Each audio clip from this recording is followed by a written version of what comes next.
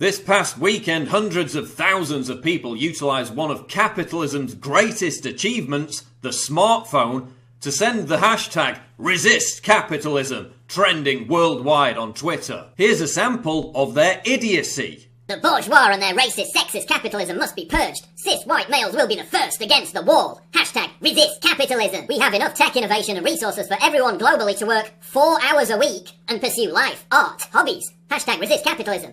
Your employer is stealing from you every minute you're on the job. Hashtag resist capitalism. Dear mom's basement dwelling communists, if you actually did resist capitalism with any degree of success, the following would not exist. Twitter, the iPhone you're tweeting hashtag resist capitalism from, the internet. Seriously, resist capitalism is what trends on Twitter when 13-year-old One Direction fans try to engage in politics. Here's the truth about capitalism.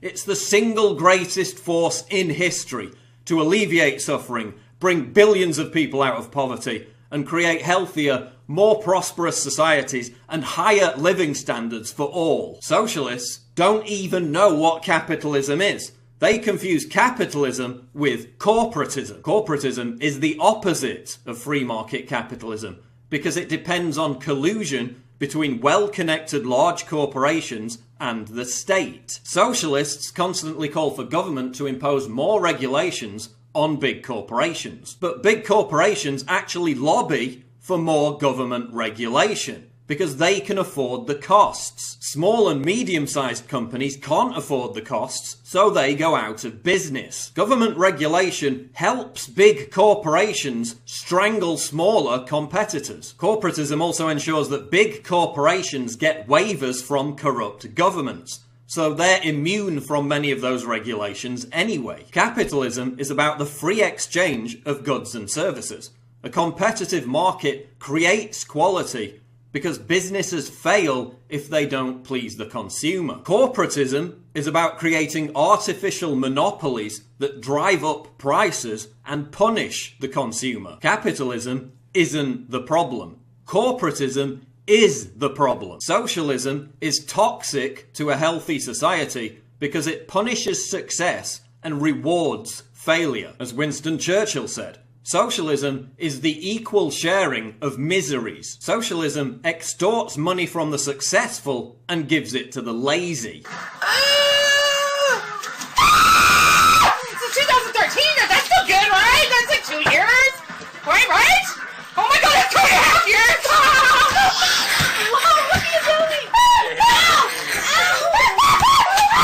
Socialism disincentivizes success, meaning that businesses which make profit and create jobs, and people that actually produce and contribute to society, flee from countries that embrace socialism to those that embrace capitalism. The wealth that allows you to buy computers, smartphones, cars, go on nice holidays, and eat nice food was all created by capitalism. And we'd all be a lot wealthier and happier if it wasn't for governments, socialists, and corporatists trying to curtail free market capitalism. Look at the capitalist miracle in China. In the last 3 decades, China has lifted more people out of extreme poverty than the rest of the world combined. 680 million people have escaped poverty in China thanks to capitalism. And it's a similar situation in India. Look at the standard of living in countries that reject capitalism. Venezuela has the largest proven oil reserves in the world. Yet its socialist government struggles to even provide its people with milk, flour, and toilet paper. But over in capitalist Chile, which has virtually no natural resources, its citizens enjoy the 3rd highest living standards in all of America, beaten only by the US and Canada. Compare places like Hong Kong, which has no significant natural resources, to Cuba, which has an abundance of them. Before Castro's communism, capitalist Cuba had a per capita income higher than Spain and Portugal. After Castro's communism, Cuba became a rundown economic failure stuck in a 1950s time warp. Like Cuba, Hong Kong was under an embargo from its nearest superpower, China. Back then it was one giant shantytown. But after embracing capitalism, Hong Kong now routinely tops lists for prosperity and quality of life. Compare Stalinist North Korea with capitalist South Korea. Same people, same location in the world, same natural resources. South Korea has produced Samsung, Hyundai and LG. North Korea has produced record starvation, concentration camps for political dissidents, and a line of hereditary dictators. Anti-capitalists point to Sweden as an example of a country that embraced socialism and prospered, but that's completely wrong.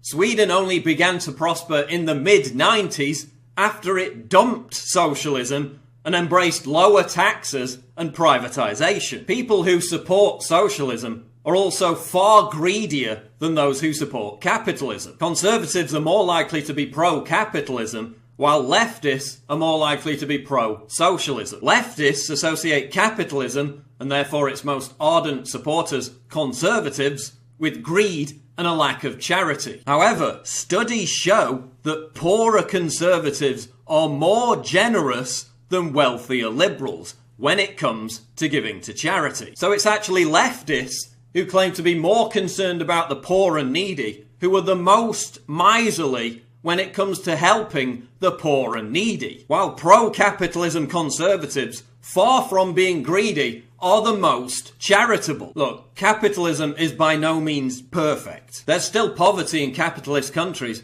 because we don't live in a utopia.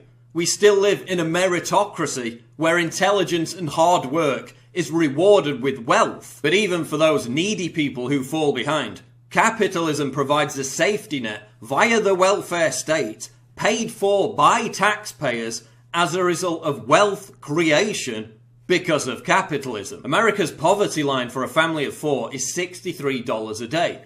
In the poorest countries, which haven't embraced capitalism, it's $1.25 a day. So by resisting capitalism, you're actually promoting an economic system that guarantees destitution and misery for the most amount of people. You're supporting an ideology that ensures billions of people will continue to remain mired in poverty. So go back to your mom's basement, don your Che Guevara t-shirt and genuflect beneath your hammer and sickle flag. But please, don't inflict your colossally retarded hashtag on the rest of us, because you've got no idea what the hell you're talking about.